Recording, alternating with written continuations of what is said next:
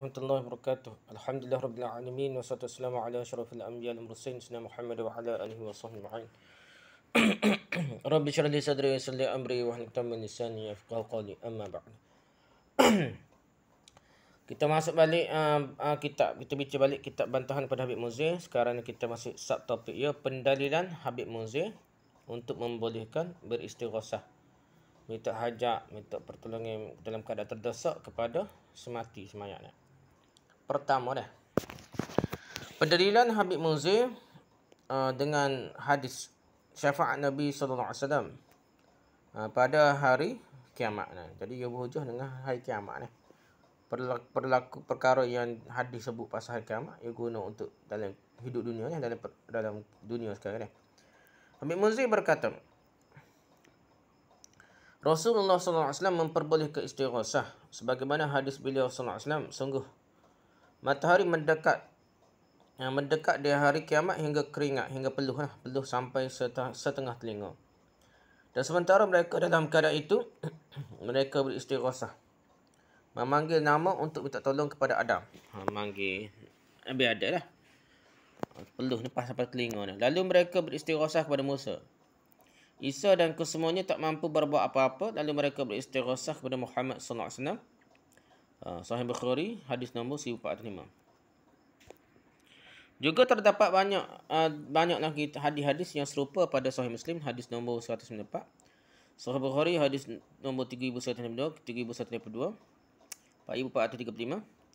Dan banyak lagi hadis-hadis yang sahih yang Rasulullah SAW menunjukkan umat manusia beristighasah, minta direct lah, minta tolong dalam keadaan terdesak ni pada para nabi dan rasul. Bahkan riwayat Sahih Bukhari dijelaskan bahawa mereka berkata pada Adam, wahai Adam, sungguh engkau adalah ayah dari semua manusia.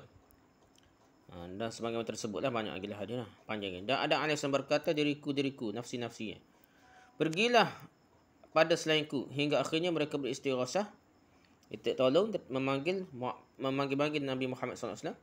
Dan Nabi SAW sendiri yang menceritakan ini dan menunjukkan beliau tidak mengharamkan istighasah ni. Maka hadis ini jelas merupakan rujukan bagi istighasah, bahawa Rasulullah SAW menceritakan orang-orang beristighasah kepada manusia. Rasulullah SAW tak mengatakannya syirik, namun jelaslah istighasah diperbolehkan bahkan hingga di hari kiamat kepada para hamba yang dekat pada Allah di hari kiamat sekalipun. Dan ternyata di hari kiamat istighasah diizinkan oleh Allah Taala hanya untuk Sayyidina Muhammad SAW. Kenalilah akidahmu, jilid 2 muka surat halaman 76 hingga 77. Sanggahan. Hadis yang dijadikan dalil oleh Habib Munzir ini adalah tentang istighasah pada waktu di padang mahsyar. Marilah para pembaca yang budiman, kita melihat lafaz hadis tersebut secara utuh, secara penuh lah. Rasulullah SAW bersabda, tengok bahasa Arab dah.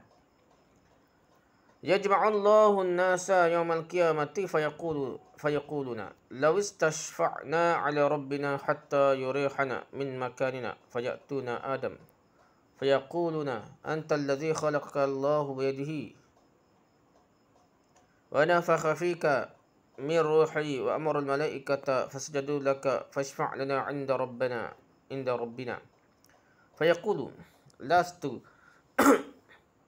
lastu hunakum wa yadhkuru khati'atahu wa yaqulu u'tu nuhan awwala rasulin ba'athahu Allah fayatunahu fayaqul lastu hunakum wa yadhkuru khati'atahu u'tu Ibrahim alladhi ittakhadha Allahu khalilan fayatunahu fayaqulu lasta hunakum wa yadhkuru khati'atahu u'tu Musa alladhi kallamahu Allahu Musa fakallama Allahu alladhi kallamahu Allahu fayatunahu fayaqulu lastu hunakum fayadhkuru khati'atahu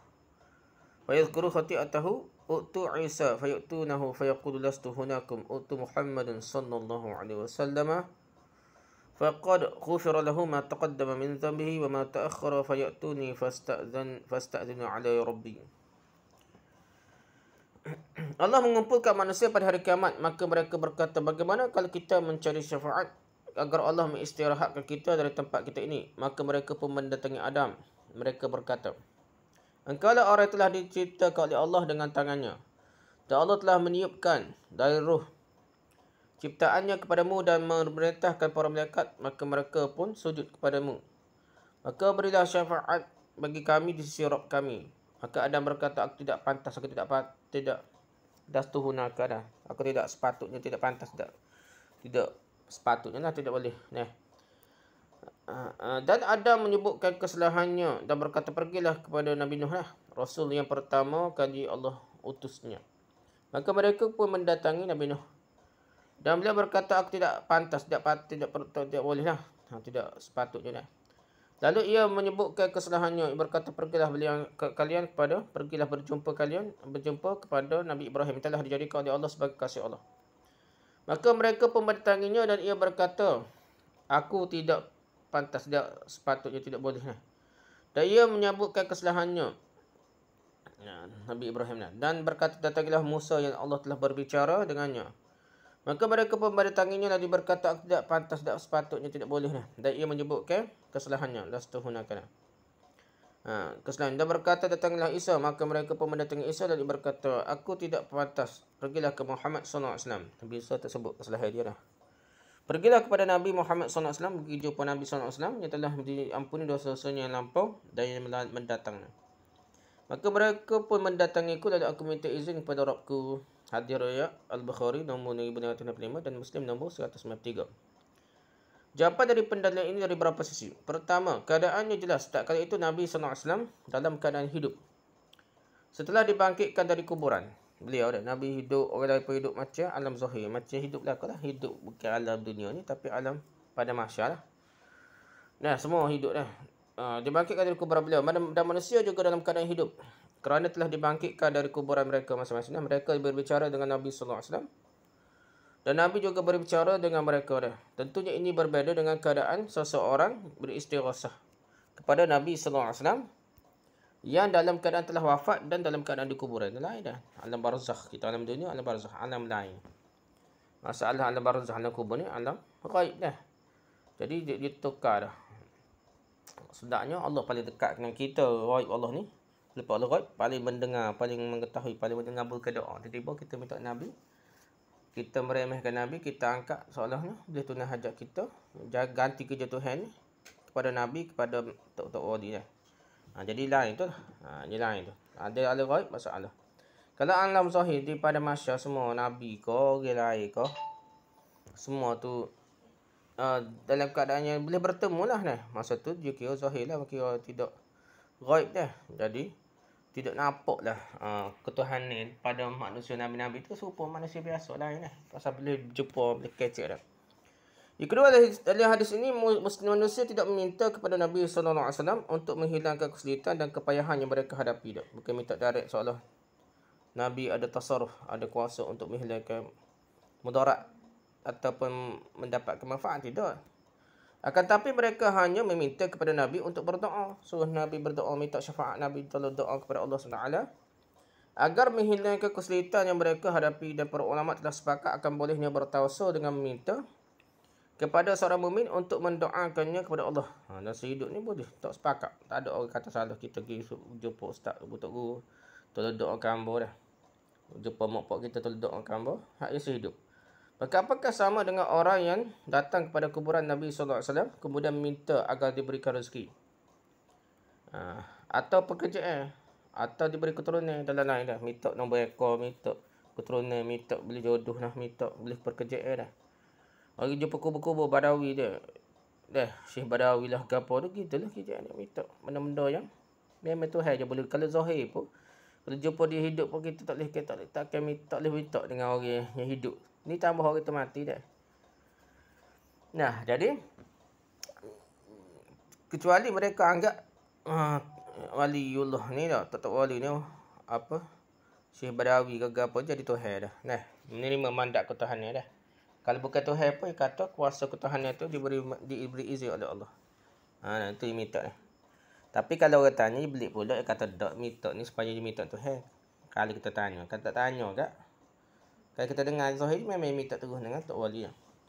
Apalagi yang datang kepada kuburan selain Nabi SAW. Tok wali ke Nabi serupa lah. Tak boleh minta dengan Nabi terus. Minta Nabi doa tu masa zahir, masa hidup. Masa mati tu kerja bodoh lah. Minta suruh Nabi doa sebab Tuhan dengar dulu dah. Dan kita lebih dekat doa kita sampai kepada Tuhan berbanding Nabi doa kepada Tuhan. Sebabnya Nabi je sibuk nak alam barzakh ni, bukan alam zahir ni. Dia tak dengar terus. Jadi sampaikan ada jaminan daripada hadis yang sampai kepada Nabi ni selawatnya. Orang bersalih ataupun orang bersalih kepada Nabi. Malaikat tulis siapa pula tu dah. Ada orang tengah. Bukan Nabi dengar terus dah. Ada malaikat tulis siapa Nabi salih dan Nabi jawab. Dah. Dia kata gitu je. Jadi ikut hadis dia dah. Jadi tak ada pula sebutnya Nabi dengar doa kau hajat ke tak ada. Hak tu je Nabi kata malaikat tulis siapa. Kalau minta hajat dengan Tuhan, nak ayat ke Nabi, pada gapun Tuhan dengar dulu dah. Gitulah faedahnya. Tak ada faedah dah. Ketika lihatlah dalam hadis ini ternyata manusia telah meminta pertolongan kepada para Nabi alaihi wasallam. Mereka minta pertolongan mulai dari Nabi Adam AS hinggalah akhirnya kepada Nabi Muhammad SAW. Semua Nabi menolak untuk memberikan pertolongan untuk memberi syafaat kecuali Nabi SAW.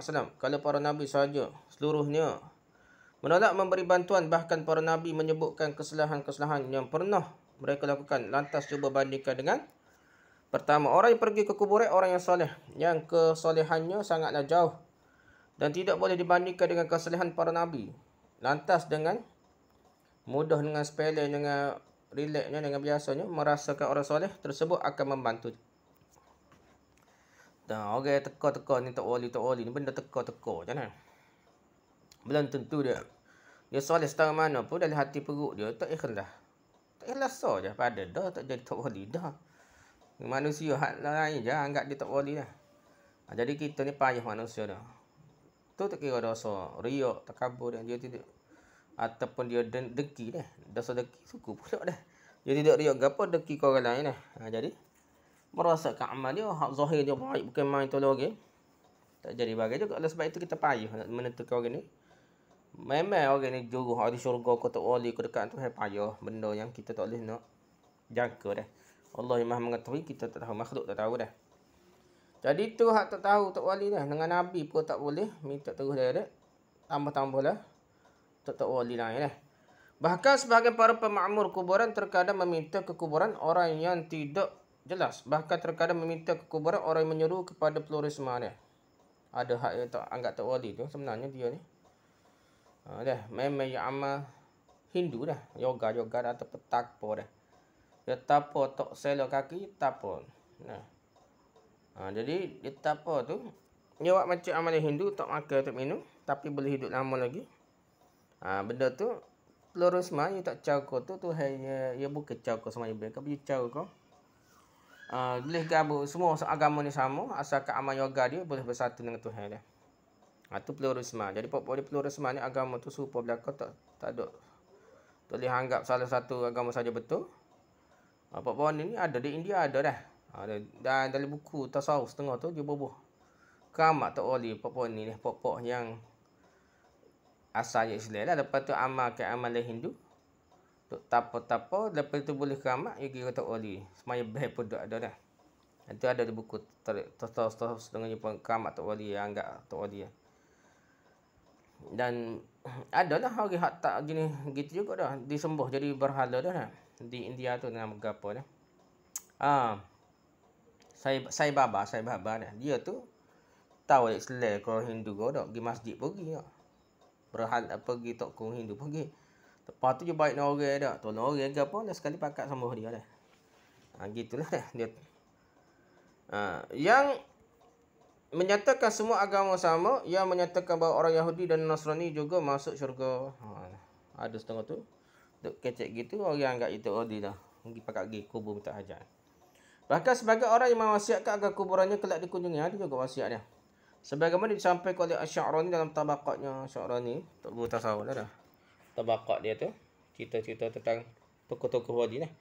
Di mana ada salah seorang tokoh sufi yang berkata tak kala sakit akan meninggal dunia, barang siapa yang memiliki hajat, keperluan, maka hendaknya ia datang ke kuburanku dan hendaknya ia meminta hajatnya, maka aku akan memenuhi hajatnya. Atau Baqat Al-Kubra karya Asy-Sya'rani juzuk kedua muka surat 14.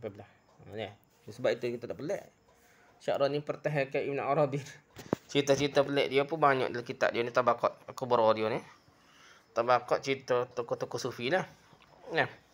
Suruh pergi kubur dia, minta ajak nak kubur, bukan minta untuk Tuhan dia. Yang keempat, tidak semua permintaan pertolongan istighasah ditujukan pada Nabi SAW dipenuhi oleh Nabi SAW. Nabi pernah bersabda. Nabi ni orang minta direct pun. Nabi ada perkataan tu, Nabi kata tak boleh. Dah. Jadi sama telah dah benda orang lain suka sakat dah. Minta nak mati dah sama telah Nabi telah mati dah. Lagi tak boleh.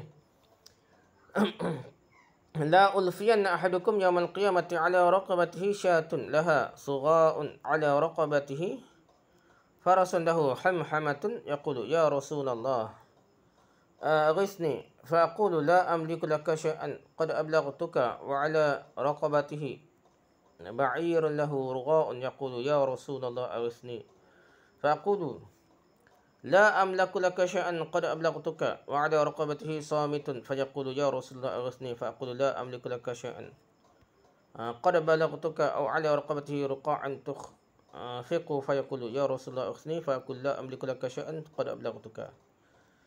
Sungguh aku tidak ingin mendapati salah seorang dari kalian pada hari kiamat di atas lehernya ada seekor kambing yang mengembik. Di atas lehernya ada seekor kuda yang meningkik. Saya berkata beristighasah kepada Nabi SAW, minta tolong Nabi lah. Ya Rasulullah tolonglah aku, maka aku berkata aku tidak boleh berbuat sesuatu padamu ni. Di pada masa aku menghadap kiamat ke tak boleh buat satu dah. Aku telah menyampaikan kepada undang ajar Islam agama kena buat amas dirilah. Minta tolong di pada masa tu tak boleh tolong juga. Dan salah seorang dari kalian yang di atas lehernya ada seekor untuk yang bersuara dan berkata wahai Rasulullah ayusni tolonglah aku. Maka aku berkata aku tidak boleh berbuat sesuatu kepadamu, aku telah menyampaikan kepadamu. Dan salah seorang dari kalian di atas lehernya emas dan perak. Seraya berkata, wahai Rasulullah tolonglah aku. Maka aku berkata, aku tidak boleh berbuat sesuatu pun kepadamu. Aku telah menyampaikannya. Atau salah seorang dari kalian di atas lehernya ada kertas-kertas yang melambai-lambai. Iaitu kertas tempat catatan hak-hak orang lain. Yang tidak ditunaikan atau dia diakhirkan. Tugas orang tanggungjawab dia untuk tunaikan dah. Orang susah tak tolong dia, dia pergi YB dia ataupun dia pergi jabatan ada orang berhak jawab tetap kau naik gaji tiba-tiba bukan kerana dia dah jadi tak naik, dia naik kerana dia walaupun muda tu jadi Allah Taala berlaku dah hak-haknya orang bawah dia. Lalu berkata wahai Rasulullah tolonglah aku, maka aku berkata aku tidak boleh berbuat sesuatu pun kepadamu.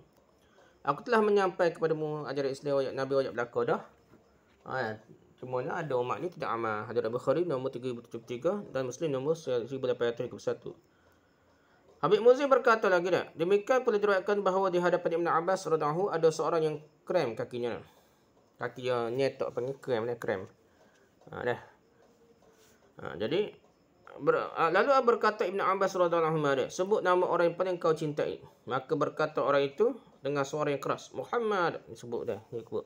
Macam kita bodoh kak. Goboh ke apa? Mama gitulah. Abah, papa dah. Abi. Maka dalam sekejap hilanglah sakit kremnya. Diriwayatkan oleh Imam Hakim bin Sunni dan diriwayatkan oleh Imam Tabrani dengan sanad yang hasan. Dan riwayat ini pun diriwayatkan oleh Imam Nawawi pada Al-Azkar. Jelaslah sudah bahawa riwayat ini justru bukan mengatakan musyrik pada orang yang memanggil nama seseorang saat dalam keadaan tersulitkan. Masa terdesok dah. Justru Ibn Abbas radhiyallahu anhu yang mengajari hal ini. Kenalian Akademik jilid kedua muka surat halaman 77. Sanggah riwayat dari Ibn Abbas ini dijadikan dalil oleh Habib Muzir akan bolehnya beristighasah kepada si mati, orang mati mayat dari kubur apa minta ajak ke apa. Bahkan dianjurkan diajari oleh Ibn Abbas radhiyallahu anhu. Sisi pendalilan adalah kerana orang tersebut tak kala menghadapi kesulitan lantas yang menyebut nama Rasulullah SAW yang telah meninggal dunia. Sanggahan terhadap pendalilan ini dari beberapa sisi. Pertama, riwayat ini adalah riwayat lemah. Sebenarnya bukan hasan tapi lemah. Ibn Sunni meriwayatkan dalam kitabnya Amul Yaumi wal Lailah dengan sanadnya dah. Haddatsana Ja'far bin Isa Abu Ahmad. Haddatsana Ahmad bin Abdullah bin Rauh. Haddatsana Salam bin Sulaiman. Haddatsana Ghiyath bin Ibrahim an Abdullah bin Uthman bin Khusaim an Mujahid an Ibn Abbas radhiyallahu anhu qala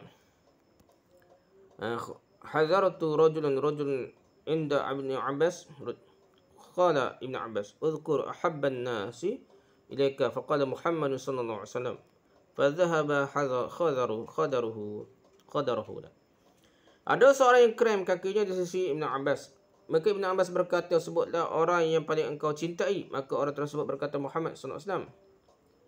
Maka kehilanganlah kremnya tersebut. Amal yaumi walalah karya Ibn Sunni. 88 hingga 89 nombor 169. Teruk gitulah.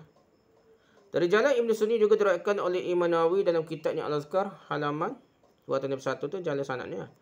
Dalam sanad riwayat ini ada seorang perawi bernama Ghiyas bin Ibrahim. Dan perawi ini dinilai lemah oleh para ahli hadis. Bahkan tertuduh sebagai pendusta. Berat Bukan lemah biasa ni. Matruk. Dituduh pendusta dah.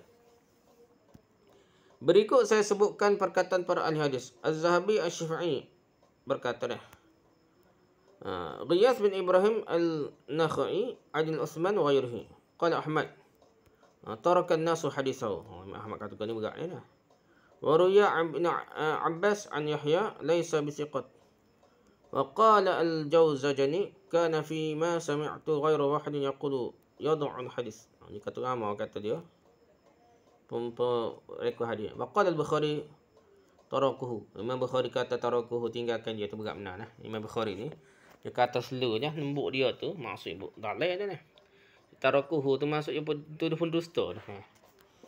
Iyas bin Ibrahim An-Nakhai meriwayatkan dari Al-Amash dan yang lainnya. Imam Ahmad berkata orang meninggalkan hadisnya Qiyas. Abbas meriwayatkan dari Imam Yahya yang berkata Qiyas tidak siqah, tidak terpercaya lah. Al-Juzjani berkata aku mendengar lebih dari satu orang, bukan seorang ramai berkata Qiyas memalsukan hadis. Imam Al-Bukhari berkata mereka paling hadis meninggalkannya. Tarakuhu yang berat ni Mizan I'tidal fi Naqd Ar-Rijal. Juz 3 muka 37. Ibn Hajar Asqalani Asy-Syafi'i berkata, Qala al-Ajuri sa'altu Aba Daud faqala kadzdzab wa qala Murrah laysa bisiqatin wa la Ma'mun wa qala Ibn Ma'in marratan kadzdzab khabith wa qala As-Saji tarakuhu wa qala Salih Jazarah kana yad'u al-hadis. Dan Al-Juri berkata aku bertanya pada Abu Daud tentang Ghiyas. Maka ia berkata kadzab, pendusta, dan ia sudah suatu kali pernah berkata tidak siqah, tidak dipercayai dan tidak amanah. Ibnu Ma'in berkata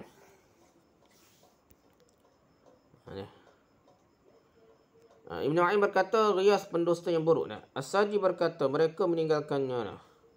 Salih Jazrah berkata ia memalsukan hadis. Lisanul Mizan juzuk ke-6 muka 311. Dari perkata para imam ahli hadis di atas disampaikan oleh Az-Zahabi dan Ibnu Hajar rahimahumullah, maka boleh kita simpulkan bahawasanya riwayat dari Ibn Abbas ini adalah riwayat yang dusta. Kerana dalam sanadnya ada perawi yang pendusta iaitu Ghiyas bin Ibrahim An-Nakhai Al-Kufi. Jadi ini dikatakan pendusta dia. Itu poin pertama perbahasannya. Kedua, Habib Muzir mengatakan bahawa asal ini diriwayatkan oleh Imam Al-Hakim dan At-Tabarani dengan sanad yang hasan. Itulah Habib Muzir kata dah. Maka bolehkah Habib Muzir menyebutkan dalam buku-buku apa sahaja mereka berdua meriwayatkan asar ni? Betul ke dah? Imam Al-Hakim Tabarani riwayat hadis ni. Kemudian ulama ahli hadis siapakah telah menghukumi bahawasanya sanad riwayat ini adalah hasan? Siapa dia? Ya, benar. Ataukah Habib Muzir sendiri yang konon merupakan pakar hadis dan ahli sanad kononnya lah, yang telah menyatakan riwayat ini hasan? Dia sendiri dia kata, orang lain tak ada kata, ulama hadis lain tak ada kata. Kerana riwayat terdapat dalam kitab Ibn Sunni, riwayatnya maudhu' palsu lah, perawi ada masalah pendusta. Dan Habib mengatakan bahawasanya riwayat asal ini sanadnya hasan. Saya menunggu jawapan Habib Muzir. Jika Habib Muzir boleh mendatangkan sanad periwayatannya, maka kita berusaha menilai keabsahan sanad tersebut. Alhamdulillah. Akan tetapi jika tidak, maka berarti riwayat ini adalah riwayat yang palsu. Itu pertama. Ketiga, jika kita mengatakan bahawa riwayat ini sahih, maka ini pun tidak boleh jadikan dalil untuk membolehkan meminta kepada mayat. Hal ini nampak dari beberapa sisi dia. Pertama, Ibn Abbas berkata kepada orang tersebut, sebutlah orang yang paling engkau cintai. Ibn Abbas tidak berkata beristighasahlah engkau kepada orang yang engkau cintai. Tak ada kata gitu dah. Terjawab orang tersebut adalah Muhammad sesuai dengan anjuran Ibnu Abbas. Dia tidak berkata ya Muhammad tolong aku, tak kata gitu. Atau berkata ya Muhammad sembuhkan aku, tak kata gitu. Akan tapi ia hanya sekadar menyebutkan nama orang yang paling dia cintai, iaitu Muhammad. Soalah jawab benda baik, mencintai orang baik, satu perbuatan baik terbasuh dengan amal soleh. Laki ada tak ada pula dia minta tolong dia, sekadar sebut nama orang baik ni, menunjukkan kita suka pada baik, Allah pun suka kita. Sekadar tu lah. Kedua, tentunya berbeza antara istighasah dengan hanya sekadar menyebutkan nama. Kalau istighasah adalah seruan memanggil yang disertai dengan talabul ghas, permohonan pertolongan, minta dengan tolong lah. Dan dalam asar Ibn Abbas ini sangat jelas lelaki tersebut sama sekali tidak sedang meminta pertolongan kepada Nabi Muhammad SAW.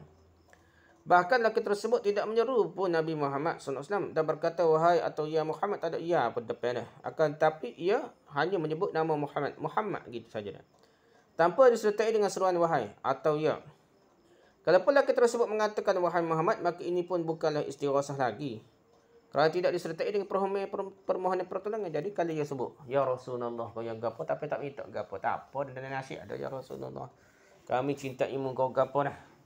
Tak post tahu tu dah. Itu alihnya ya Rasulullah hari sini dah.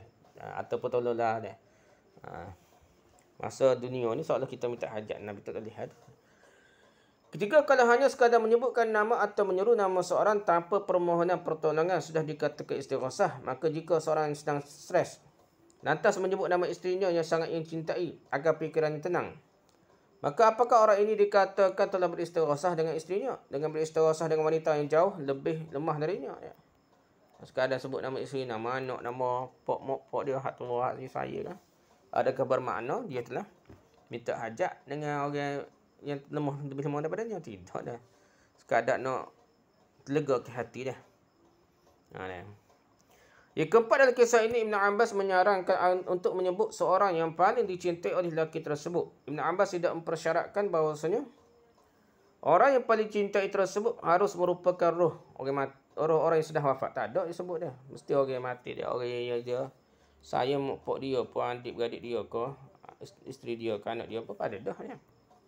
Tak ada sebut pun orang yang sedang wafat atau orang yang sedang hadir di situ, tak ada. Bahkan Ibn Abbas sama sekali tidak mempersyaratkan bahawa orang yang dicintai tersebut mesti merupakan roh orang yang soleh, yang dipersangkakan memiliki manzilah, kedudukan di sisi Allah SWT. Tak ada sebut dah. Lantas jika ternyata lelaki tersebut ternyata menyebutkan nama isterinya atau anaknya yang sangat dicintai, maka bukankah dia telah melaksanakan anjuran Ibn Abbas tersebut? Lantas apakah ini adalah istighasah menurut Habib Munzir dah? Apakah dia katakan ia beristighasah, minta hajat, minta tolong dalam keadaan terdesak dengan anaknya atau isterinya yang jauh lebih lemah darinya? Lantas apakah Habib Munzir membolehkan untuk beristighasah dengan orang yang tidak hadir di situ dan tidak boleh mendengar permintaan tolong lelaki tersebut? Kalau minta tolong orang ada depan, ni tak tahu tak ada depan, tak ada duduk lain. Tentunya Habib Munzir sepakat jika seorang sedang sakit terbaring di rumah sakit lantas ia mengingati orang yang paling dicintainya seperti isterinya atau anaknya atau ibunya. Lalu ia menyebut namanya dah. Kalau budak kat mama dah. Dan ternyata orang yang cinta ini tersebut masih hidup dan posisinya jauh dari rumah sakit, maka ini tentunya bukanlah istighasah lagi, bukan istighasah. Gitu dah. Sekadar sebut nama dah. Sekadar dia boleh melegakan perasaan jiwa, emosi dah. Mungkin melegakan sersarah, kesakitan korang tak? Mungkin dah. Keempat, apa sisi pendalilan dari kisah Ibn Abbas ini sehingga boleh jadikan dalil akan boleh beristighasah kepada mayat? Mana mungkin dalil dia ni, tak ada cerita minta ni. Tentunya berdasarkan pemahaman orang yang membolehkan minta tolong dan beristighasah kepada mayat semati atau wali dari kubur, maka sisi pendalilannya sebagai berikut. Lelaki tersebut sedang menghadapi kesulitan yang kakinya krem dah, nyetok dah. Dan Ibn Abbas menganjurkannya untuk meminta tolong beristighasah kepada orang yang dicintainya. Dipahagi gitulah dia apa-apa ni dah. Ternyata lelaki tersebut beristighasah kepada Nabi Muhammad SAW yang telah meninggal dunia. Dan hal ini tidaklah diingkari oleh Ibn Abbas, bahkan merupakan bentuk pengamalan dari anjuran Ibn Abbas. Dia kata gitulah dah. Demikianlah kira-kira sisi pendalilannya kononnya dah. Kerana jika sisi pendalilannya tidak seperti ini, maka asal kisah ini sama sekali tidak boleh jadikan dalil untuk beristighasah kepada mayat, kepada semati orang yang soleh dah. Jadi tak ada napuk nasib istighasah dah. Sekarang sebut nama dia. Lantas sekarang saya jadi bertanya, apakah menurut Habib Munzir seorang boleh beristighasah kepada Nabi Muhammad SAW meskipun tidak di hadapan kuburan Nabi SAW? Bukankah ini merupakan kesyirikan nyata? Kerana tidaklah seorang hamba yang ada di Indonesia yang terkena musibah dan kesulitan lantas beristighasah kepada Nabi SAW kecuali ia memiliki keyakinan berikut. Kalau mitok ajak Nabi juga, duduk jauh, mesti ada keyakinan. Pertama, meyakini bahawa Nabi SAW mendengar permintaan tolongnya meskipun jasad Nabi SAW terkubur di Madinah, sementara sang hamba berada di Indonesia. Yang kedua, meyakini bahawa Nabi SAW bukan hanya sekadar mendengar. Bahkan Nabi SAW mengetahui keadaannya yang sedang menghadapi kesulitan. Nabi pun tahu belakang dah. Potuhan Nabi ni, anggap pepok ni lah. Dan inilah diyakini oleh seorang Habib yang lebih senior dan mendunia daripada Habib Muzir, iaitu Habib Alwi Al-Maliki Al-Hasani ni. Habib Hadun Mekah ni. Dia berkata dalam kitabnya Mafahim Yajibu Antusahah tentang Nabi SAW. Dia kata apa? Li'annahu hayyun hayyu ad-daraini daimul inayati bi ummatihi mutasarrifun bi iznillah fi syu'uniha khabirun bi ahwaliha.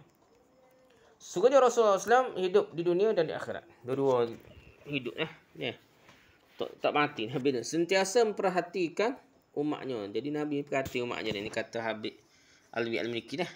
Mengatur urusan umatnya dengan izin Allah dan mengetahui keadaan umatnya. Dia kata gitulah. Kat Nabi ni potong tahu belakang dah. Oh inilah. Kadang-kadang tak nak kata kebebas juga. Kata kapi. Kadang-kadang gini lah. Ada melampau kata dia. Tahulah. Kita payah nak menghukum orang kafir. Tapi nak punya kadang-kadang pendapat dia tu bahaya dah kepada masyarakat. Okey, meyakini bahawa Nabi SAW mampu untuk menghilangkan kesulitan yang sedang dihadapinya dengan izin Allah. Bawa izin Allah belaka tak bomo syirik ke apa izin Allah Jadi begitu juga minta hajat ke apa dengan izin Allah. Terima mandat ketahan ni, boleh tunai hajat, boleh tunai rezeki ke apa, jodoh ke apa. Bawa dengan izin Allah tak boleh. Dia bawa izin Allah belaka ni. Jadi seolah-olah Allah beri izin untuk ambil sifat ketuhanan itu diambil oleh para wali untuk tunai hajat.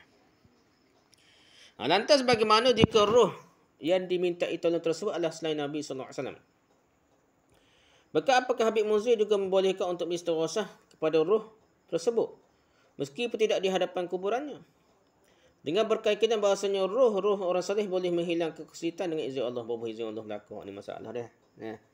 Sebagaimana juga yang diyakini oleh Alwi Al-Maliki pendukung kesyirikan tersebut.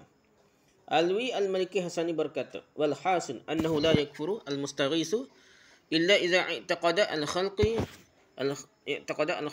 wal ijad li ghairillah ta'ala wal tafarruqah baina al-ahya wal amwat ma'na laha fa innahu man i'taqada al-ijad li ghairillah kufrun.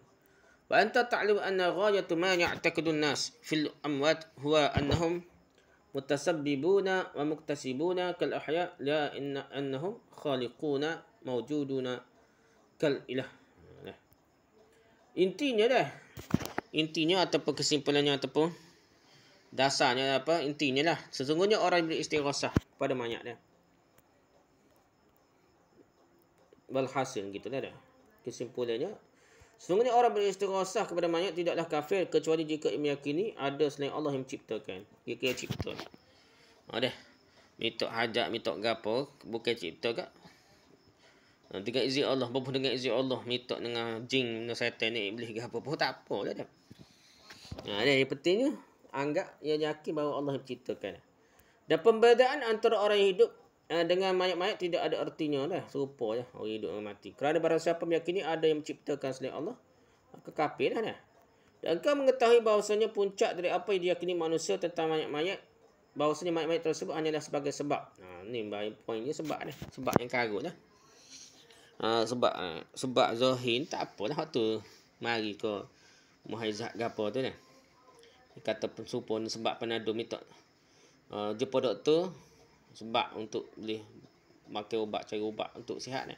Jumpa tok wali kubur hak mati tu sebab sembuh penyakit dah. Tangkar pun sebab juga dah. Jadi dah ni habis hak Nabi kata syirik-syirik tu. Boboh dengan izin Allah, yakin Allah yang mencipta ke. Kita guna sebab musabab boleh berlaku. Tangkar boleh, kayu kokar boleh, habis. Tak ada hak syirik, hak Nabi kata syirik dah. Gitulah ceritanya sini. Kalau boboh dengan izin Allah, tak jadi syirik. Dia potong bomo guna jin, guna syaitan iblis, dia puja jin syaitan iblis pun. Dia dengarlah sebut dengan izin Allah. Dah, tak apa, tak kafir. Dah, kalau sebut dengan izin Allah tak kafir walaupun upacara tu upacara puja jin dah. Dan kau mengetahui bahawasanya Engkau mengetahui bahasanya puncak dari apa yang diyakini manusia tentang mayat-mayat. Bahawasanya mayat-mayat tersebut hanyalah sebagai sebab dan usaha sahaja sebagaimana orang-orang hidup. Dan bukanlah mayat-mayat tersebut adalah para pencipta sebagaimana Tuhan. Habib Alwi Al-Maliki Al-Hasani berpendapat sama seperti Habib Muzi bahawa mayat-mayat merupakan sebab. Sebab yang tak sepatutnya bukan sebab lah. Syairah berkata bukan sebab. Bukan jadi terus. Syairah kata Allah pisau tidak. Makanya tidak mengenyakan Allah. Terus jadi syirik. Tidak ada yang ni jadi syirik. Sebab je bubuh bukan atas apa? Sebab yang tak sepatutnya. Sebab secara zahir tak ada sebab ghaib yang boleh campur antara Allah SWT dengan makhluk dia. Merupakan sebab untuk mendatangkan pertolongan dan tidak ada perbezaan antara orang yang hidup dengan orang yang mati serupa yang anggap. Bahkan Habib Alwi Al-Maliki Al-Hasani berpendapat seseorang boleh beristighasah kepada mayat soleh, orang soleh, tok wali dia, Lata, Uzza, gapo dia, Ya'uq gapo dia, Buddha gapo dia, Kristian, Nabi Isa gapo, dan tidak akan dikatakan perbuatan syirik selama mana ia meyakini bahawa mayat tersebut hanya sebab sahaja atau telah diberi izin oleh Allah. Jadi mandat ketuhanan lah. Lihat kembali artikelnya. Okey, kelima dah. Kalau asal ini sahih, lantas apakah boleh menjadi dalil bagi kelompok orang yang bermazhab Asy'ari untuk membangunkan suatu akidah mereka dengan hadis yang sahih saja, tak ahad.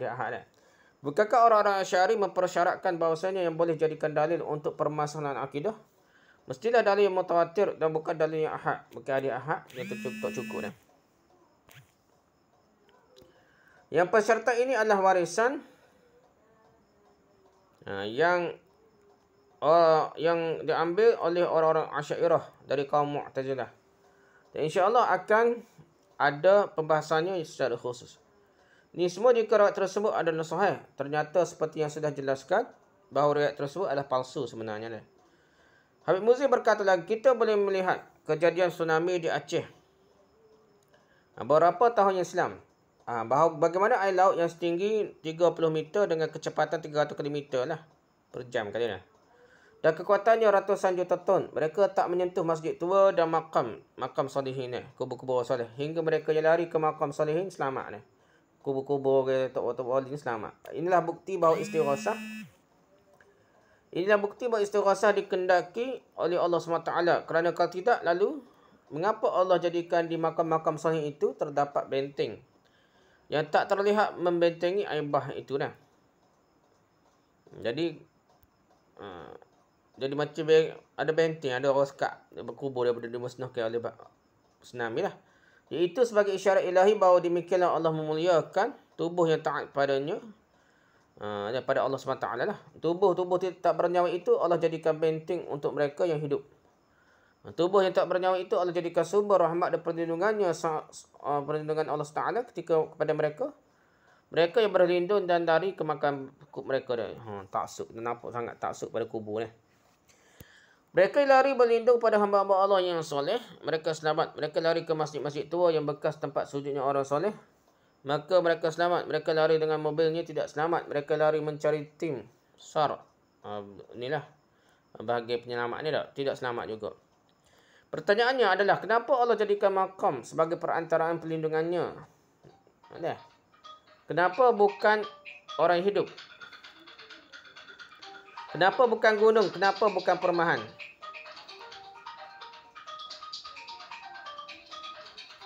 Ambil.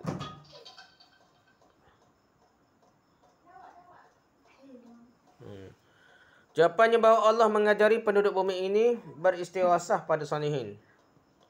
Seolah-olah ajar penduduk bumi ini beristighasah minta hajat pada orang soleh ni. Walillahi taufik meniti kersepaan iman halaman 7 hingga 8. Sungguh ini merupakan pendalilan yang sangat aneh bin ajaib dari Habib Munzir dan sanggahan terhadap pendalilan beliau ini dari beberapa sisi.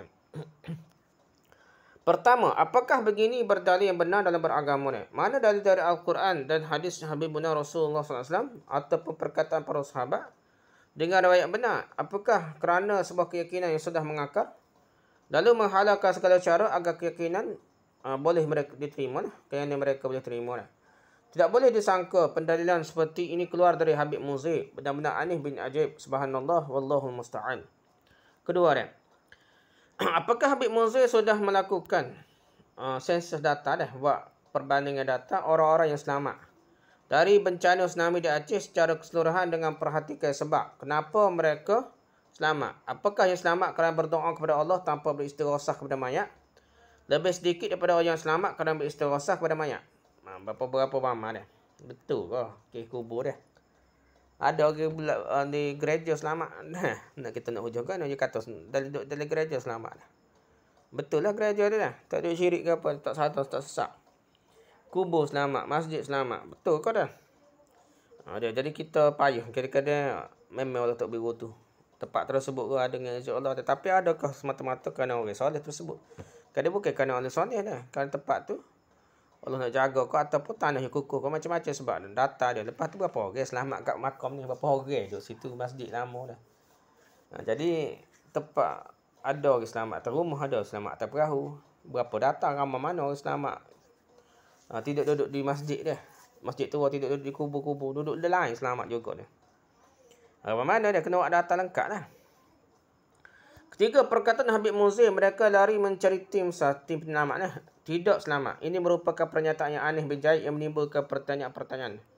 Apakah waktu terjadi bencana tsunami yang terjadi secara tiba-tiba mengejut, sudah ada tim bantu penyelamat di lokasi kejadian tak kali itu? Ada tim penyelamat kan? Di Aceh negara apa dah?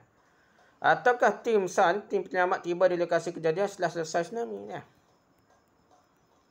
Lantas, sekalipun seandainya ada tim penyelamat tak kali itu, maka apakah terbetik di fikiran masyarakat untuk mencari tim penyelamat sementara tsunami begitu cepat menyerang?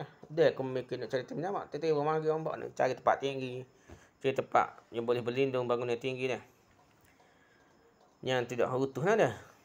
Lantas, jika tim penyelamat ada tak kali itu, di manakah lokasi mereka? Apakah mereka selamat ataukah tidak selamat terkena tsunami dia? Orang nak beri bantu apa? Apa kerah juga kena tsunami dia. Keempat, perkataan Habib Muzi, mereka lari ke makam salihin selamat. Inilah bukti bahawa istighosah, minta hajat, minta tolong dikendaki oleh Allah SWT.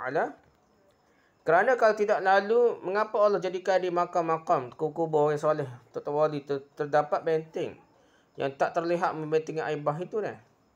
Ini merupakan pernyataan yang menimbulkan banyak pertanyaan. Apakah ada data yang valid, yang sahih, yang jelas? Yang boleh dipertanggungjawabkan bahawasanya sebahagian kaum muslimin selamat kerana beristighosah pada mayat. Betul ke tak? Kadang-kadang kubur tu tak habis hacur atau habis hacur tidak bermakna dia berkat. Kita boleh minta hajat, bukan istighosah, sekadar dia berkat saja dah. Tak habis hacur dah. Kadang-kadang masalah ni tempat lain pun ada juga di gereja dah. Masa tsunami, masa ribut profil, masa gapo dah. Banjir besar tu utuh. Patung Yesus tu utuh. Payuh kita ni. Dia ada tunjuk di gereja selamat ni. Di Indonesia lah. Di manakah lokasi kuburan-kuburan tersebut sehingga orang berlindung ke kuburan-kuburan tersebut selamat? Duduk mana kubur tu? Apakah lokasinya di dataran yang lebih tinggi ataukah di dataran yang rendah? Jika kuburan-kuburan tersebut di dataran tinggi, maka boleh jadi sebab keselamatan bukanlah kerana kuburan-kuburan tersebut, akan tetapi kerana lokasi kedudukan kuburan yang berada di tempat dataran tinggi.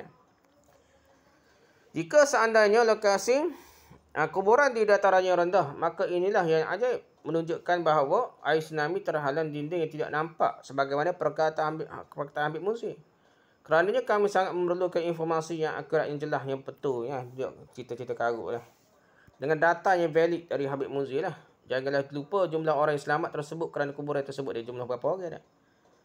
Tengok jumlah hak selamat atas rumah, atas bumbung, atas pokok lebih ramai daripada selamat dalam masjid tua ataupun dalam kubur orang soleh tu sikit je selamat situ. Aman selamat tempat lain. Mana tahu dah. Kami ingin tahu dari data kuburan-kuburan tersebut benar-benar orang solehkah ataupun soleh-solehan orang buat cerita tak ada mayat di kubur tu, ada juga dah. Lantas jika memang benar banyak yang selamat kerana berlindung di kuburan, maka apakah mereka selamat kerana beristighosah pada penghuni kuburan? Dia tidak istighosah sekadar selamat di kubur dah. Mungkin kubur tu berkat atau betul hati hacur jadi fitnah ataupun ada jin setan buat lolok sekak tahu dah. Mana kau dah untuk dapat berkat ni, tipu ni. Kami perlukan bukti nyata akan hal ini dan berapakah jumlah mereka tersebut dah. Ataukah mereka beristighosah langsung pada Allah Taala dah. Dia selamat tu dia doa supaya dia selamat. Tiba-tiba duduk kat kubur dia. Dia minta Tuhan, bukan minta untuk orang di kubur dia. Minta Tuhan tiba-tiba duduk dekat kubur, gilah kat kubur kau, kat masjid tua kau. Dia bos selamat dia. Tapi bukan kerana minta orang di kubur, minta Tuhan, mana tahu dia. Kelima dia, perkataan Habib Muzir, mereka lari ke makam solehin, kubur soleh tu selamat. Inilah bukti bahawa istighasah dikendaki oleh Allah Ta'ala. Itu hujah dia dah. Sungguh ini merupakan pernyataan yang sangat berani sekali. Ini adalah berbicara tentang sesuatu yang gaib yang hanya diketahui oleh Allah SWT sahaja. Kerananya saya mengajak Habib Muzir untuk merenungkan hal berikut. Okey, perkataannya ialah bukti bahawa istighasah dikendaki oleh Allah SWT. Bukti bahawa sesuatu dikendaki oleh Allah, apakah hanya dengan perkiraan seperti ini saja? Di saat banyak sekali ayat-ayat suci Al-Quran dan hadis-hadis yang menyatakan bahawa beristighasah, meminta sesuatu, meminta pertolongan hanya kepada Allah Ta'ala saja. Iyyaka na'budu wa iyyaka nasta'in. Banyak lagi dah. Mahu dikemanakan ayat-ayat dan hadis-hadis tersebut? Bukankah ada juga laporan dalam sebahagian situs internet bahawasanya ada gereja tua yang selamat? Apakah ini bukti bahawasanya Allah menghendaki dan meredai kesyirikan kaum Nasrani, orang Kristian ya? Apakah orang-orang yang tidak selamat dalam peristiwa tsunami meskipun mereka beristighasah langsung pada Allah lebih buruk daripada orang-orang yang selamat kerana beristighasah, minta hajat, minta tolong kepada mayat penghuni kuburan? Orang yang terkena musibah belum tentu lebih buruk daripada orang yang selamat kerana yang mati maulid, mati syahid. Kerana yang tidak selamat boleh jadi musibah merupakan penghapus dosa-dosanya dan meninggikan darjatnya. Sementara yang selamat boleh jadi merupakan istidraj dari Allah. Ada juga Allah nak uji dia kan. Kalau seandainya kita berdalil dengan kenyataan tersebut, maka boleh saja seorang Wahabi akan berkata kepada Habib Muzir, tuan lihat, kerajaan Arab Saudi telah puluhan tahun mengatur Masjid Nabawi dan Masjidil Haram serta kepengurusan haji dan umrah. Bukan ini bukti bahawasanya Allah meredai kaum Wahabi ni? Jadi dia lama mengatakan dia. Dan Allah mengajarkan pada umat Islam agar meneladani mereka. Dan seorang Wahabi yang berkata, tuh lihat, bukankah kerajaan Saudi pusat Wahabi dalam keadaan yang aman dan makmur, sementara negara-negara lain seperti Yaman yang pusatnya kaum Sufi dan tempat belajarnya para Habib. Di antaranya Habib Muzir dalam keadaan kacau bilau dan tidak aman, serta perekonomian yang terkebelakang. Bukankah ini adalah menunjukkan bahawa Allah mengajar umat Islam agar meladani kerajaan Saudi pusat Wahabi? Kalau kita boleh tak? Keenam, apakah Habib Muzir mengajarkan dan menganjurkan jika kaum muslimin menghadapi musibah yang sangat besar yang mengancam kematian seperti tsunami, maka apakah mereka segera mencari kuburan orang soleh untuk beristighfar? Cari kubur dulu nak tiba-tiba mari tsunami ni. Kuburan orang soleh untuk beristighfar kepada mayat dan meninggalkan beristighfar langsung kepada Allah segera dah. Bukankah Allah berfirman, amma yujibul muttar idza da'ahu wa yakshifus su'? Atau siapakah yang perkenankan doa orang yang kesulitan apabila ia berdoa kepadanya kepada Allah dan menghilangkan kesusahan? Surah An-Naml ayat 52 dari Quran jelas minta dengan Tuhan tu untuk minta dengan perantaraan tu wali dah. Bukankah Allah juga berfirman, wa idza salaka ibadi anni fa inni qarib ujibu da'watad da'i idza da'an. Dan apabila hamba-hambaku bertanya kepadamu tentang aku, maka jawablah bahawasanya aku adalah dekat. Allah kata aku dekat dah.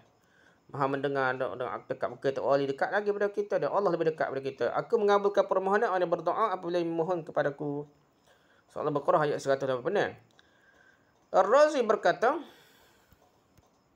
qala wa idza salaka ibadi anni fa inni qarib wa lam yaqul faqul inni qaribun fatadalla ala ta'zimin hal ad-du'a min wujuh al-awwal ka'annahu subhanahu wa ta'ala yaqulu 'abdi anta innama tahtaju ila al-wasitati fi ghairi waqti ad-du'a amma fi maqam ad-du'a fala wasitatun baini wa bainaka.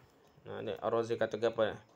Allah SWT beriman, dan jika hamba-hambaku bertanya kepadamu wahai Muhammad tentang aku, maka sungguhnya aku dekat dah. Dan Allah SWT tidak berkata katakanlah aku dekat dah. Tak. Maka ayat ini menunjukkan akan pengagungan keadaan tak kala berdoa dari banyak sisi ni. Jadi utama kita doa terus dengan Tuhan. Yang pertama, seakan-akan Allah SWT berkata, hambaku engkau hanyalah memerlukan wasitah perantara di selain waktu berdoa dah.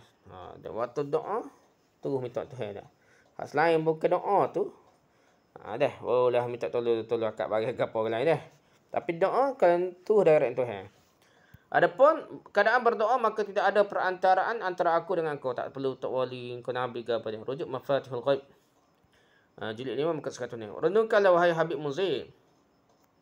Kalau istighasah seperti ini dikendaki oleh Allah Ta'ala sebagaimana angan-angan Habib, maka kenapa ketika pertama terjadi perselisihan antara kaum Muhajirin dan Ansar dalam pemilihan khalifah setelah wafatnya Habibuna Rasulullah SAW, kaum Muhajirin dan Ansar tidak istighasah ke kuburan Rasulullah SAW padahal keadaan sangat genting dan penting pada ketika itu.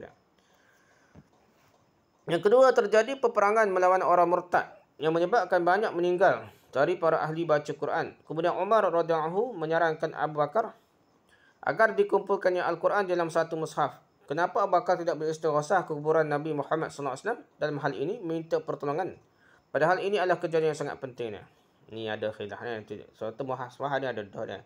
Cuma untuk lebih cantik, sistematik ni. Ada dah satu mushaf zaman Nabi ni. Yang ketiga berapa ni? Terjadi ta'an di zaman pemerintahan Umar radhiyallahu yang menyebabkan banyak kaum muslimin yang meninggal. Kenapa mereka tidak beristighasah kuburan Nabi Muhammad SAW? Dan seterusnya. Terjadi penyerangan kaum Khawarij terhadap kepimpinan Utsman radhiyallahu yang menyebabkan syahidnya Utsman radhiyallahu. Kenapa para sahabat radhiyallahu anhu tidak beristighasah ke kuburan Rasulullah SAW? Yang seterusnya. Terjadi beberapa pertempuran di zaman pemerintahan Ali bin Abi Talib radhiyallahu anhu. Dan keadaan kaum muslimin pada saat itu sangat genting dan kacau bilalah. Kenapa para sahabat radhiyallahu tidak beristighasah ke kuburan Rasulullah SAW? Pergi jaman, pergi saving ke apa dah.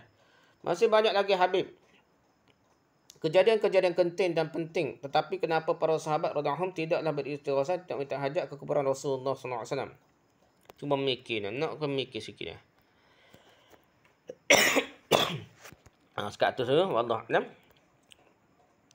Subhanakallahumma hamdaka subhanakallahumma asyhadu an la ilaha illa anta astaghfiruka wa atubu ilaik. Assalamualaikum warahmatullahi wabarakatuh.